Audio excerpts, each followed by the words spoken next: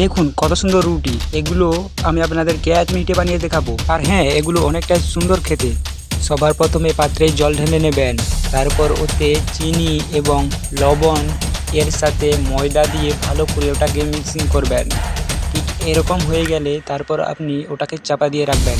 তারপর ডিমটাকে ভালো করে গুলিয়ে ঠিক এইভাবে বানিয়ে নেবেন।